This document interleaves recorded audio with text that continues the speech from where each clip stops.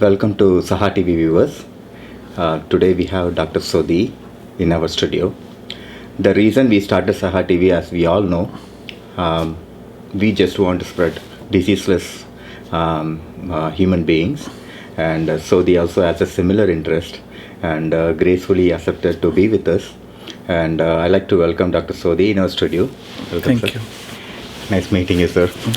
So Dr. Sodhi, I know personally past 3 years, and I've been visiting to him to get his vast experience. He has Ayurveda science knowledge, he has naturopathy knowledge, he has all kind of knowledge, right from the yoga and naturopathy medicine, or any combination of in terms of naturopathy medicine, in terms of spiritual connection also. He has everything. Dr. Sodhi, sir, it's quite nice to have you here. Thank you. So there are a few things which I like to discuss with you.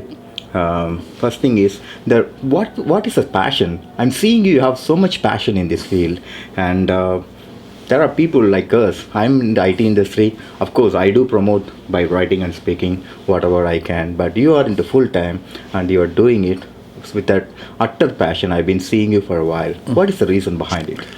I think one thing is I see the potential of human is enormous, and you can't have your potential if you're not healthy. The health is the hallmark of anybody's success, and the health is not a pill either. We have promoted in our society right now that if you take this pill, you will have this not disease. If you take statin drug, you have no heart attack, which is not true. If you take a blood pressure medicine, you have no blood pressure. That's not true. If you take this pill, you will not have this disease. That's not true. So basically, as I've said in the previous shows too, that the third leading cause of death is pharmaceutical drugs and hospital errors. And that, when I read that, I said, that's not right.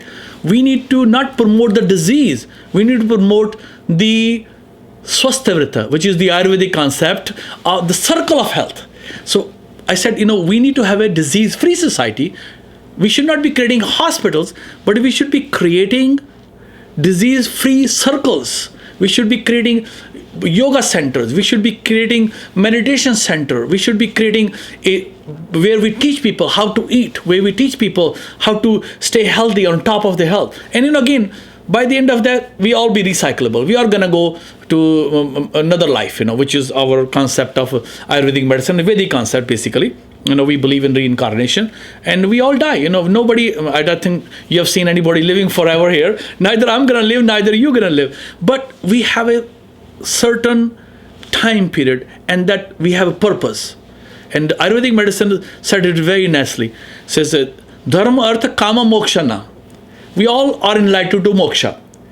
But that's not without dharma. And dharma is not going to temple and ringing the bell, or going to church, or going to a mosque, or synagogue. That's not the dharma. Actually, we have created a dharma with that, because we created our own boundaries. I'm this religion. But if you look at the Vedic religion, was not without any boundaries. We believed in everything. We worshipped everything. And we believe that the Mother Nature is the God. Mother Nature, that's why we worship so many different forms of God. We believe that everything has a God in us. Even a stone has a God in them. And we have so much, passion for that. We actually worship them. We actually do the pujas for them. We do special worshipping for them. And that concept is very important. And now the West is catching up. There's an article published in Time magazine, I think, a couple of years, that the Americans are becoming Hindus. Because we are believing in incarnation. We believing there is a lot more reality than the humans itself. So basically, the concepts of Vedic concepts are catching up, and people realizing those are concepts are very powerful. It not only are good for us, but it's also good for the universe. We're talking about sustainable society. We're talking about that we have to keep the environment clean. Water needs to be cleaned out. We know that pesticides and insecticides are killing us. We know that what we're putting in the world is not helping us.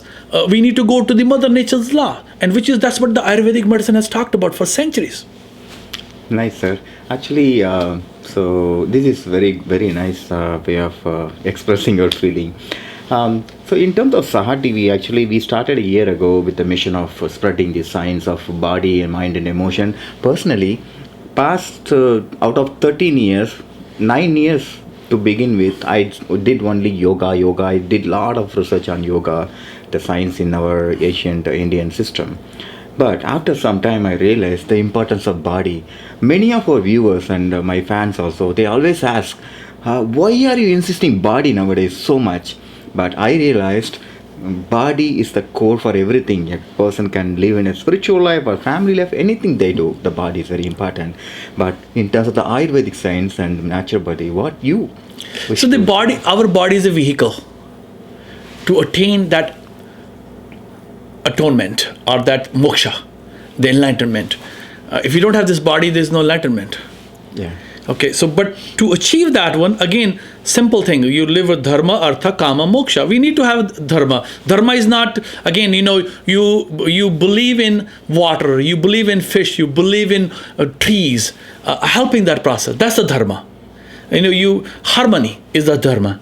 Artha, financial stability is very important, but not collecting bricks of gold and which will serve no purpose. Procreative, producing like myself is very important too, because that is the last sustainability of the society. Any bugs, any bacteria. And another thing is we all entitled to we are all entitled for enlightenment. That enlightenment is part of that whole stuff. So in our sciences, we divided the human life into 4 phases. We call them brahmacharyas, grihastashram, vanprasthashram, sannyasashram. And that was a consequential. The first, the brahmacharya was for studies and making yourself enriched with the knowledge. And then the grihastashram is procreative. Vanprastha, you made some money and you're sharing the money with you and with the rest of the world. And sannyasi, you just completely forgive everything. You just completely detach and you give. Wonderful way of and look at the Bill Gates or Warren Buffett. They're doing same thing. They are actually following the Hindu dharma. They bit collected, but they said in our lifetime we're gonna give it all of that, and that why they're doing it, because they realize that this is the only way they can sustain the whole world. Because the money doesn't serve after a certain time. It does not give you anything. There should be money enough to feed you, to support you, and maybe support some of your family members. That's it. After that, if you have $1 million or $100 billion, has a worthless value for you. So yes, money is important, but it's not as much important as we're putting importance to it. And if you look at it, everything, drug industry, IT industry, it's become a bigger shark is eating small shark. And we have created a cycle, it's such a crazy cycle, and we're just running. We have a rat race without winning anything. And look at how many people in the IT industries are stressed out. Yeah. I see patients 30 years old, 35 years old, completely fatigued. They don't have any energy. I'm going to be 60 next year. Wow. So that's not the way to live. And again, I think the concept of living at a moment, the Gita's philosophy, live in a moment. Past is gone, future we don't know. If we start living from moment to moment to moment, we're living the life. Nice, sir. And also, what is your goal? I know you have been having the passion of making or getting the people disease free. Those who are just enlightening them in terms of keeping up the healthy body and mind, and especially body through your treatments. What is your goal, sir, by having the mission in Seattle area, and also you have been speaking and you have so much going on around you, and what is your goal for the? So one of the goal is to create a disease-free society. Okay? Nice. And that will come teaching people simply following the laws of nature, breathing, pranayam, yoga, exercise, free medicine, water, free medicine. Again, creating a harmony. Because, if you're angry with somebody, anger is a fireball. If I throw a fireball at you, you're going to throw at me. I teach a lot. Exactly. Is it going to stop it? It's going to throw back and forth, and we're going to have a big feud. So, understanding, sitting back, says, why I'm getting angry? And usually what we'll see, the cause of anger will be not the same what you're fighting on even. Exactly. It's something else, So then you say, by God, it's meaningless what I'm doing. So I think all those attachment we have, in our society, we have talked about, we have the 4 doshas, we call them kama, krodha, moha, ahankar, the excessive indulgence in sex, anger, attachment. Oh, this is me. Nothing belongs to me. When I'm leave this body, my whole pennies and everything is going to be left here. I can't take them to the next level. Ahankar, ego, I'm Dr. Suri. I know everything in the world. I don't know in speck of the whole universe. Even, one day, this is interesting. I was, and I always love plants and, animals and birds. And I was looking outside the yard, and I was surprised. There were so many different kind of grasses there. And I said, oh my God, what a stupid you are.